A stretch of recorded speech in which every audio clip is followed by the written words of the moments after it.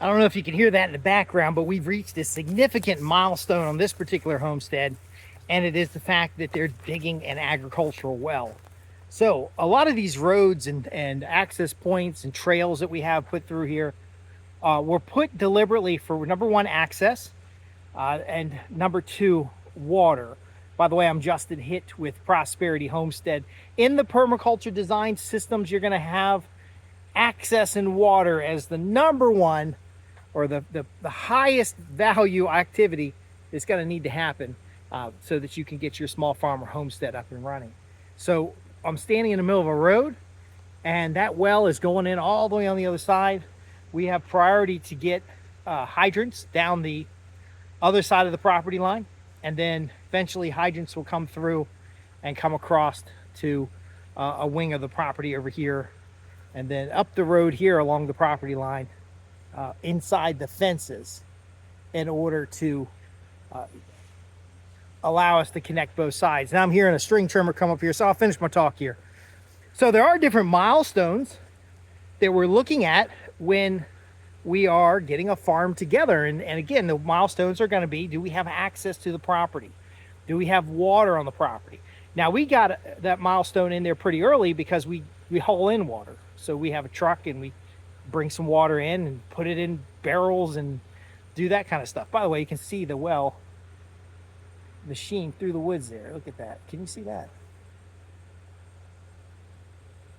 I don't know. It's amazing to me because what's happening is they're drilling down in the ground and they're getting us access to water, and they're going to pump that water up. Now, we don't know whether we have 100 gallons per minute recharge or 50 gallons per minute recharge. We'll find that out. Now, we're using a head tank system, which we've talked about in other videos. The head tank system is going to allow us to store water because what we've got here behind me is the highest point on the property. And then down this way, there's actually a spring and a pond. And so it would be more costly to pump water up from there. Plus, it's not on my property. It's not on the property I'm managing here. And then again, the head tanker cistern we have as a backup plan, hauling in the water for donation to the local fire department, or you just hire a water service and they're going to come out and fill that up. But from the head tank, we can run water to the majority of this property within our fence lines. And I'm getting a little eaten up by bugs here, but within our fence lines so that we can move the animals around the property, and that will be done in phases. So the project planning, again, access, water. You can do this by design in the beginning.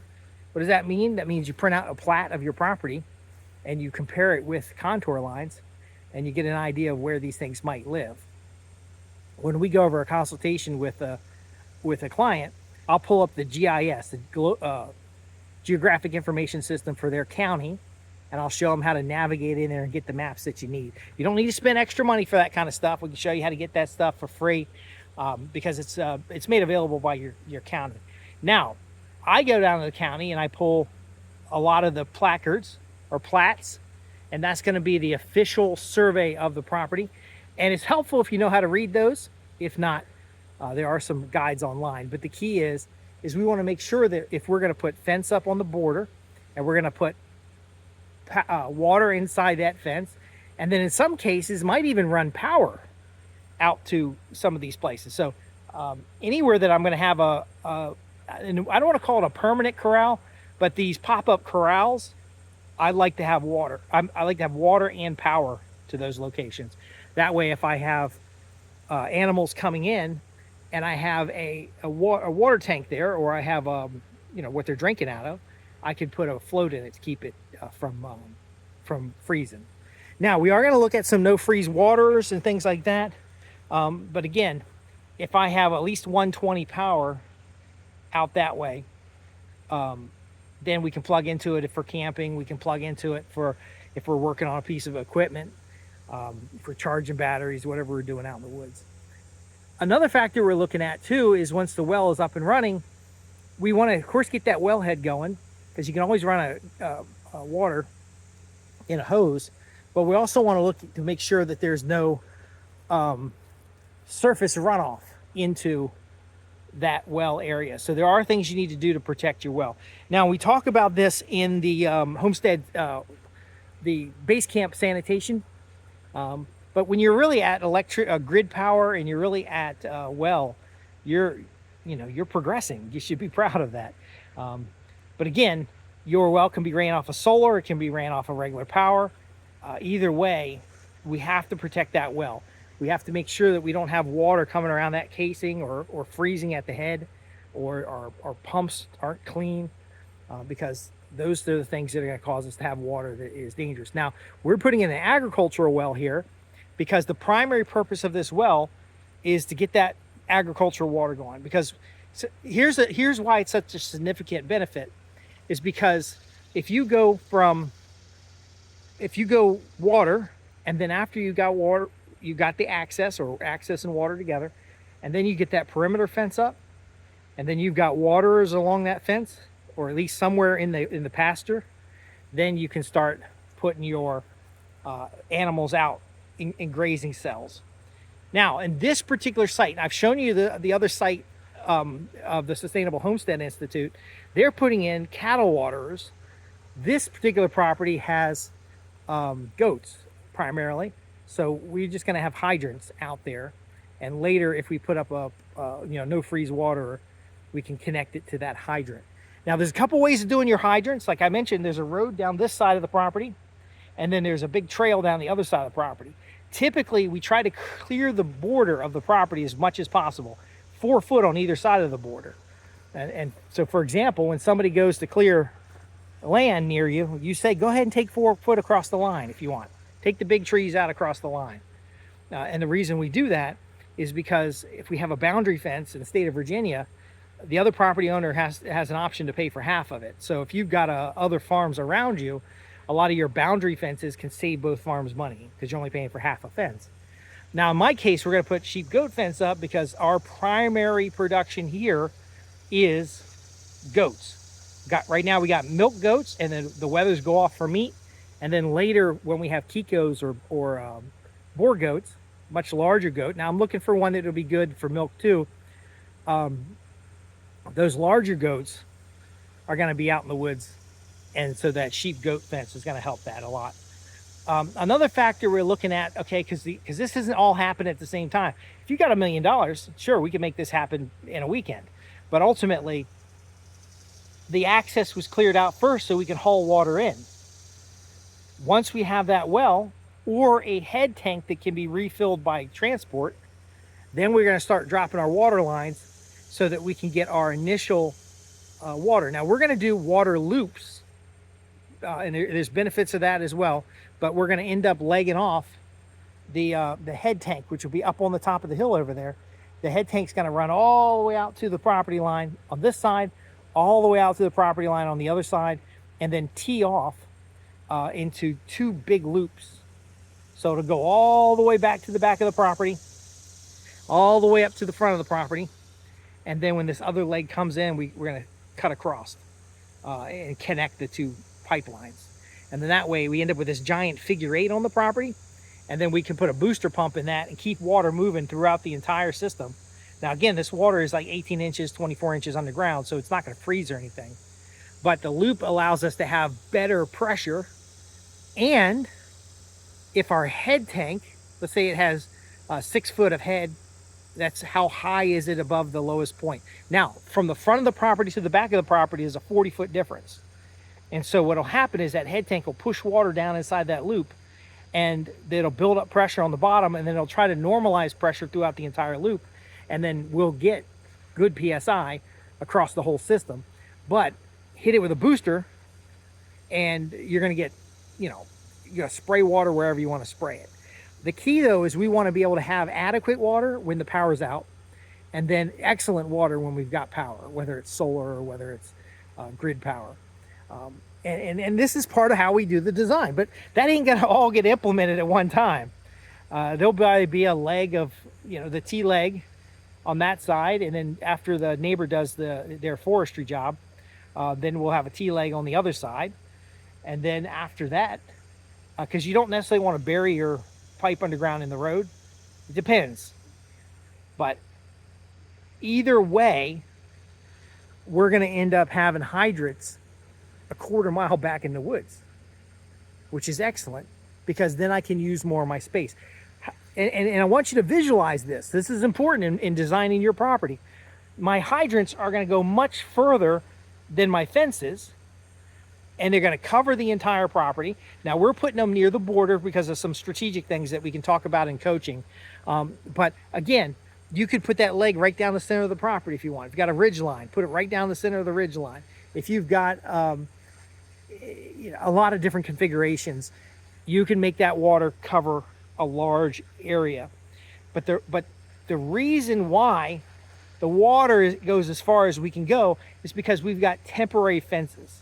Okay, so let's say I get a perimeter fence in this area up here, and it's a beautiful field fence, sheep goat fence, 2-inch cells on it. It's got a hot wire on it and all that stuff, all that jazz. I'm still going to be using temporary fences to do my cell grazing. If in the event that our initial, because it'd be like 40, 50K to fence everything. If my initial fencing's 20 and I can start cash flowing, because this well's 10K or more.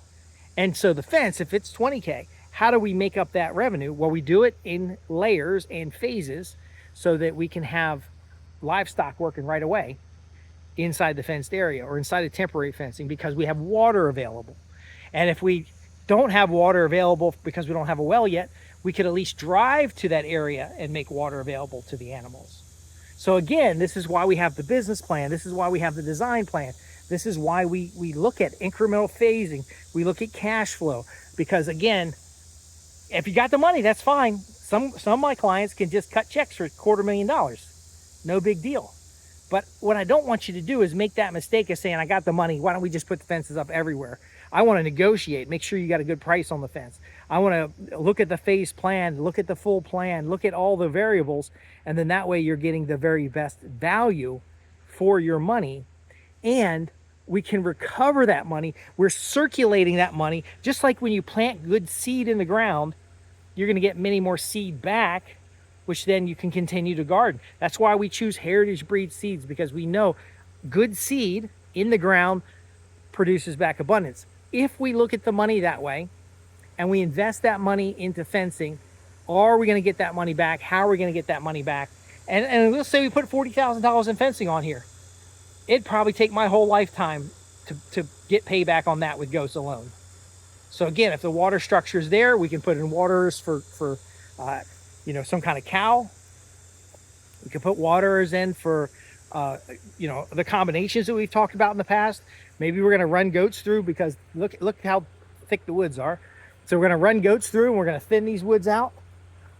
And then after we thin these woods out, we might run pigs through, or we run cows through, and then we run pigs through, and then we run chickens through it.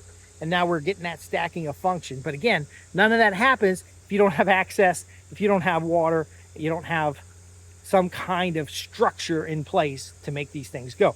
Now, when we sit down with clients, whether you're working with me or somebody I recommend you to, the design plan, we can show all that on paper.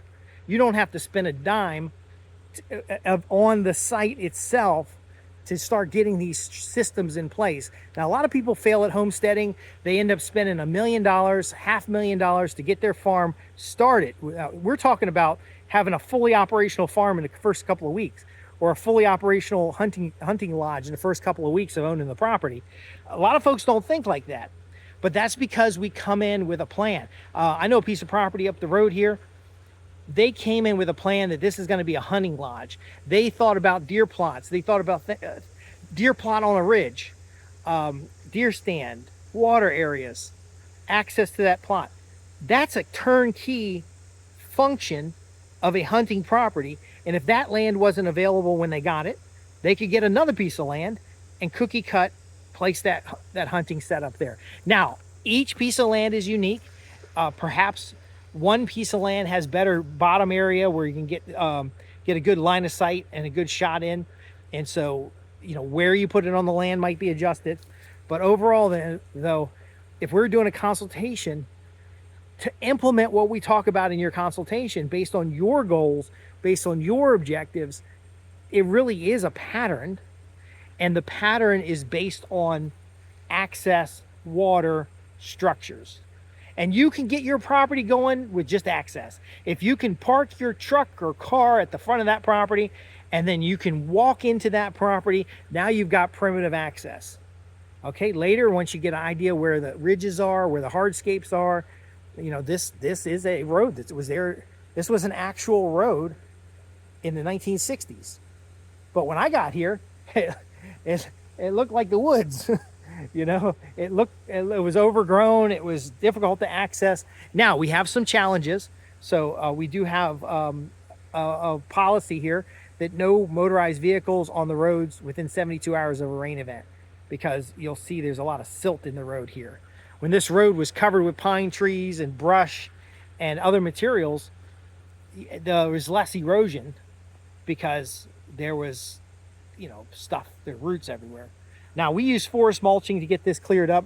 We can talk specifically how to clear your trails, how to clear your land.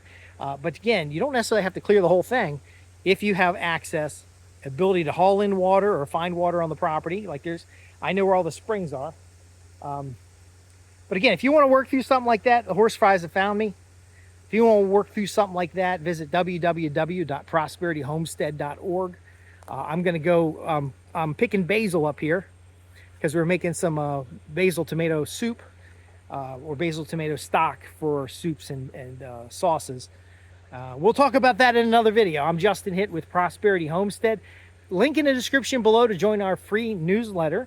And then, of course, we have a giant library of materials here on YouTube, BitChute, Rumble, all the platforms where you can learn how to get that access designed and put on the property, where to put your water, how to find out whether you're gonna, what kind of livestock you want to run, how to get that farm cash flow and treat that farm like a business.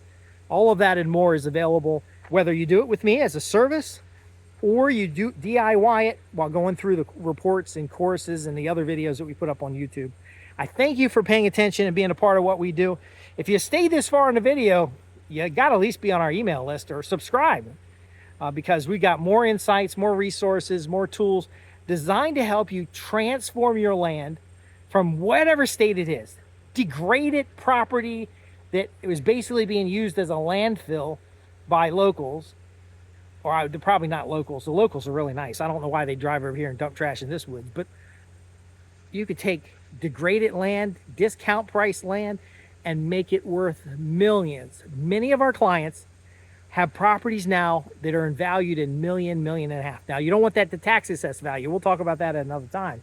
But again, we're transforming land into high utility value while caring for the ecosystem, by creating value, by serving our community, so much more. I'm Justin Hitt with Prosperity Homestead, and this has been about our significant milestone of getting that well in and how we're going to run that water so that we can utilize it across the land.